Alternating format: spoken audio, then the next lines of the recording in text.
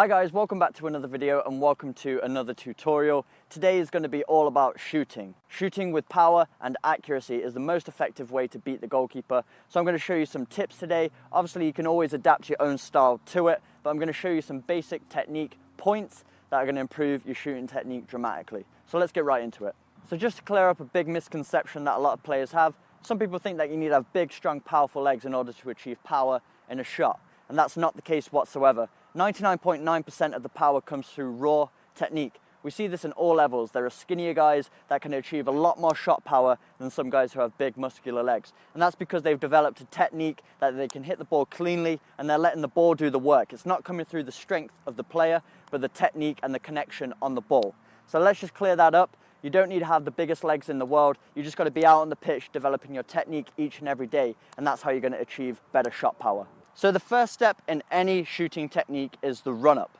And this is where a lot of the power, a lot of the momentum is generated and it adds a lot more force through the kicking action itself. And this translates into other sports. Let's take a javelin throw, for example. You don't see them just stand on the spot and throw it. It's not coming just from their arm strength. It's coming through the whole movement itself. So they have a big, long run-up. They're generating a lot of energy. And that just adds to the output when they finally release that javelin. And it goes even further than it ever could if they were standing still. So the same applies for a football shooting technique as well. You want to generate as much energy before you strike the ball as possible, because that's just going to add more force when you actually kick through the ball. So for an effective run-up, I would say take at least 5 or 6 steps back, whether it's a moving ball or whether it's a stationary ball. Have about 5 or 6 good strides. You want to slightly lean forwards and don't just take small steps, really widen that stride. The wider the strides, the more energy you're going to get behind that ball. So it's going to look a little something like this. So the next step and the most important step for achieving accuracy in your shot is your planting foot. So your planting foot wants to go beside the ball, probably about 6 inches away from the ball, and you want to point your standing foot exactly where you want the ball to go. So if I'm aiming for that right hand side, I'm literally pointing my standing foot, my big toe, exactly towards that right hand side of the goal. That's just going to allow my kicking foot to follow through in that direction as well, which gives it a greater chance of hitting exactly where you want it to.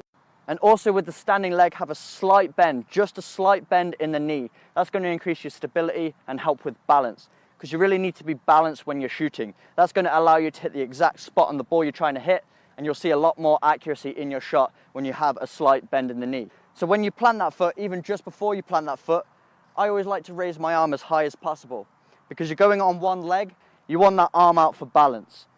And another part of your arm movement as well that's very important, when you strike through that ball, you want your arm to come back across your body. So as your foot's traveling one way, you want your arm to go the other. It's like a snapping movement.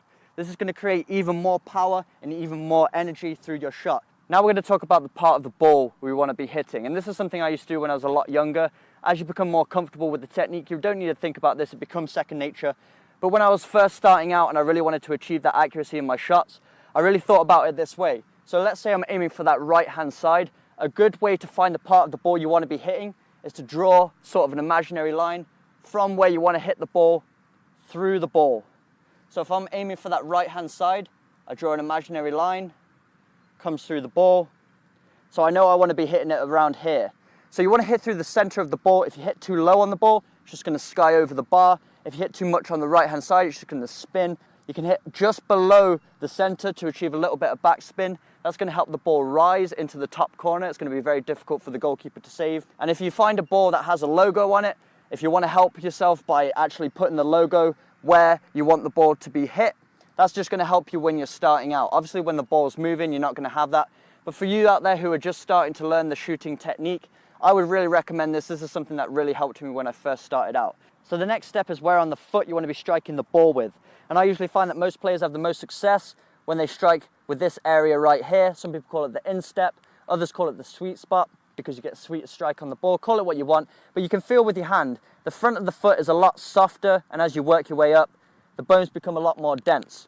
So when you strike the ball with a more dense bone, it's going to have a greater impact on the ball, and you find yourself getting a cleaner strike. So everybody's going to have a slightly different sweet spot on their foot, but it's going to be generally around this area. So you need to play around with it and figure out what gives you the best success. But for me, it's about halfway down the foot and just beside the laces. That's the hardest part of my foot, so when I strike it with this area here, I usually find I get a lot cleaner strike. So to achieve this, you need to expose this area. And the way to do that is to flex your foot out like this. So you want to flex it out and lock that ankle. Locking the ankle just means flexing the ankle muscles to keep it rigid, so that if someone tried to pull your toes up, they would have a hard time doing it. So you want to flex it out to the side and keep it very firm, very stiff. You don't want a floppy foot when you're striking it. It's not going to come off clean. You're probably going to add extra spin onto it. It's not going to achieve the results you want. So lock that ankle and strike through with the sweet spot. Now this is the most important part of the leg action itself for creating power, and it's your backswing. So the bigger your backswing, you're putting more force through that ball because it's had a greater distance to travel. You're creating even more energy and momentum, and that just gives a greater output when you actually come to make contact with the ball itself. It's kind of like a golf swing. If they're driving the ball, they bring that club right behind their neck and they swing and follow through. But all that power is coming through their backswing here. Same when you're kicking a football. Maximum backswing means greater power on the shot. Now, upon making contact with that ball, you really want to crouch over the ball for that split second. That's going to keep the ball low and stop it skying over the bar. The next step is when you start to follow through. This is very important for your accuracy as well as getting a clean strike on the ball. So when you follow through, a lot of players just want to put their full strength into it and just smash their foot off to the side like that, having no control over their body. But you need to be very disciplined with the follow through. So when you strike that ball, when you piece all those previous steps together and you finally get to strike that ball, as you make contact, your initial movement needs to go towards your target.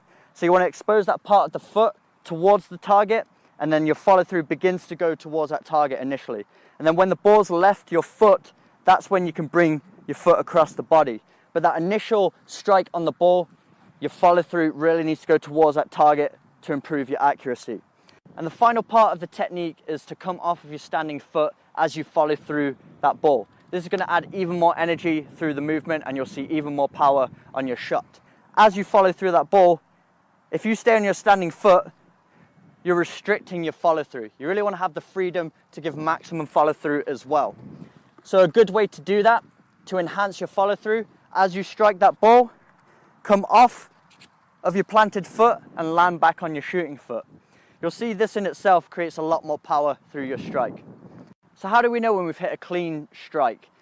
What it looks like is when you hit that ball, it travels through the air in such a way that it looks like it could travel for miles, and the only thing that stops it is it hitting the back of the net. You really don't want these floaty shots where it goes up in the air and just kind of backspins like a long pass and eventually lands floating into the goal. You really want to hit it cleanly so that it's thumping the back of the net. I'm just going to show you what I mean. So I'm going to piece all of these steps together. So I'm going to take a long stride. My chest is going to be leaning forward as I'm running onto that ball. I'm going to plant my foot about 6 inches beside the ball, pointing towards my target, which will be this right-hand side here. As I make contact with the ball, I'm going to have a slight bend in my knee for stability, exposing my sweet spot by locking my ankle and flexing my foot out, hitting through the center of that ball, so basically where this New Balance logo is, following through towards my target with my arm out for balance, and as I strike the ball, slightly crouching over, slightly following through towards my target, then letting it come off to the side, coming off of my standing foot, landing back on my kicking foot again. And we should see the ball traveling at good pace through the air, looking like it's going to travel for miles, and the only thing stopping it is the back of the net.